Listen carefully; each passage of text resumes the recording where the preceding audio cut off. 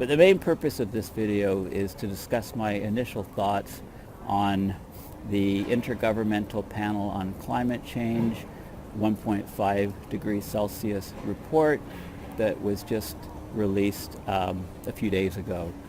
So this is quite a detailed document, and it's talking about the effects on our planet of 1.5 degrees Celsius, mitigation pathways, can we keep global temperature to 1.5 degrees Celsius. So I'll have some more detailed videos on my thoughts, but this is basically some preliminary thoughts based on what I've read, and I haven't read the full documents yet. I've skimmed them and looked at some of the conclusions for policymakers, etc., but I'm still reading it in detail. But basically a couple things that stand out right away, and the most key thing is, the most important thing from what I see is that the document talks about a temperature baseline in the period from year 1850 to 1900. So if you take the average temperature in that 51-year time span, they're saying that that's the baseline. And they're saying that right now we're 1 degree Celsius above that baseline, and that would lead us 0.5 degrees to reach the 1.5 limit, or a full degree to reach the 2 degrees Celsius guardrail. Now, there's a big problem with this baseline. Okay, the original IPCC reports, when they first talked about the 2 degrees Celsius guardrail, that wasn't relative to the 1850 to 1900 average. It was relative to the 1750 temperature baseline, basically. And the problem is the difference of temperature from that 1750, the year 1750, pre-industrial revolution, and the 1850 to 1900 average is about 0.3 degrees Celsius.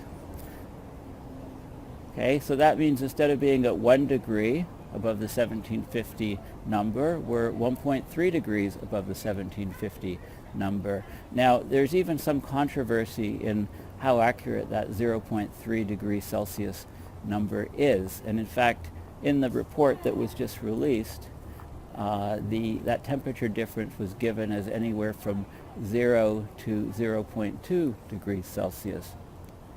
So I'm not sure really what's going on. I thought the 0.3 Celsius number was accurate. But even if it was 0.2 degrees, the point is if we can only go up 0.5 degrees to reach the 1.5 limit, according to this report, but that number is actually 0.2 or 0.3, if we're already at 1.2 or 1.3, then we have anywhere from 0.2 to 0.3 degrees Celsius to reach the 1.5 limit, not a full 0.5. So this idea of sliding baselines is absurd, and I'm not sure why the issue is being skirted around in the latest report. Another key factor is methane.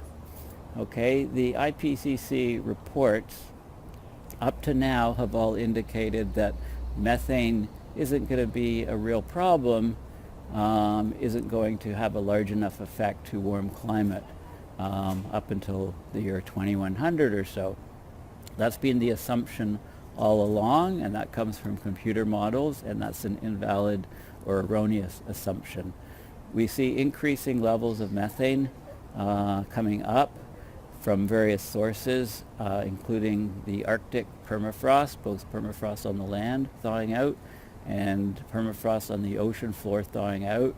We see methane clathrates, which is a form of frozen water surrounding methane molecules in the seafloor and in the ground deep down, where temperatures and pressures are conducive to having this state, and we have the release of that. We're getting torrential rains in various places on the planet, And this is creating marshlands and more wetlands and things, and these are huge emitters of methane. And as I've mentioned in previous videos, it's also very important where the methane is released, because the lifetime of methane is anywhere from 9 to 11 years or so. Methane is broken down mostly by reactions with OH minus, which is hydroxide, and the hydroxide is produced from water vapor that is broken down, that is dissociated, and the levels of OH minus vary tremendously with latitude. So there's lots of the hydroxide molecule near the equator, so methane produced at the equator can react and be removed quite quickly, whereas methane up in the Arctic, for example, where it's very dry, there's very little hydroxide, would last a lot longer there. And of course, that's that's if the methane stayed in those regions. But we know that there's global transport of molecules that are distributed globally. So methane produced at the equator doesn't stay at the equator. A lot of it will move, it will move with the prevailing winds. Same with that's produced up in the Arctic. So that's another factor. I mean, the global warming potential of methane on a 100-year time scale is the number that has been used most frequently in the IPCC reports, and the global warming potential is 34. It used to be thought to be 20 or 22 or 25 or 24. You see all these different numbers, but the AR5 IPCC report, the most recent one, that 2013 report, had it at 34. So one molecule of methane it's actually by weight, I believe, but anyway, the ratio of the methane effect on the warming to the CO2, 34 times over a 100-year time scale. But of course, methane doesn't last that long. Over a 20-year time scale, I believe 86 is the number, and over a few-year time scale, we're talking northwards of 150 times. So on a weight basis or molecule basis, methane is much more reactive, it absorbs much more, it causes much more warming than CO2 does. So this is a problem because we're doing more and more fracking. Natural gas is methane. So, when the fracking, when you burn methane, it's cleaner burning than coal, but the leak rates of methane are very, very high from natural gas infrastructure, and that negates any positive effect of using methane as opposed to coal. Methane is not a bridge fuel.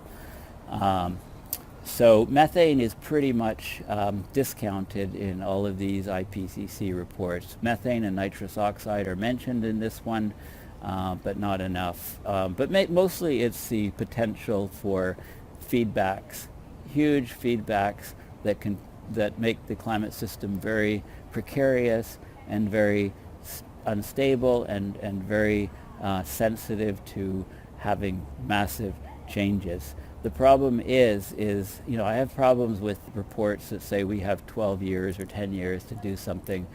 We're experiencing tremendous consequences of very rapid climate change. I call it abrupt climate change now. Okay, I've been saying for a long time that we're in a global climate emergency, which is as yet undeclared by governments around the world. So in favor of this report, although in the details this report does not go far enough and does not assess the risks, things are worse than this report says. This report is a good step to get much closer to the reality of the abrupt, very rapid climate change that we're seeing. So, and it is getting worldwide press, and it does talk about, there's many people, many scientists, many reports, many governments, they have this mistaken notion that we can just slash fossil fuel emissions and everything will be fine.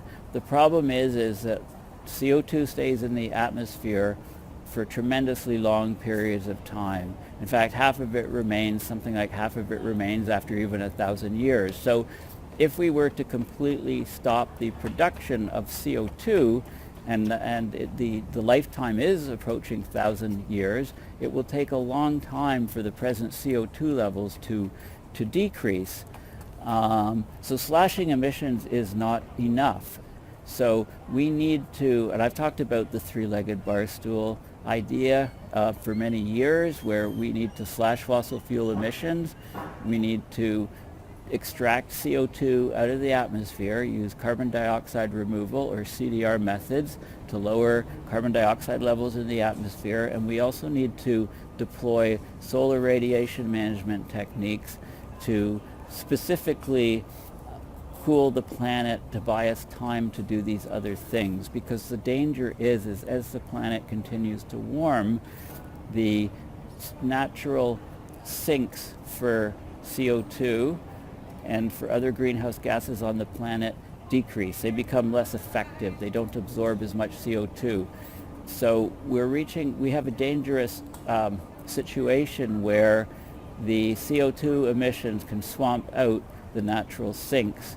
And as the sinks fail, for example, as forests dry out and burn, produce CO2 from the burning as opposed to withdrawing it, then CO2 levels in the atmosphere will skyrocket and go out of human hands, the ability to us to do anything. So we're in a global climate change emergency.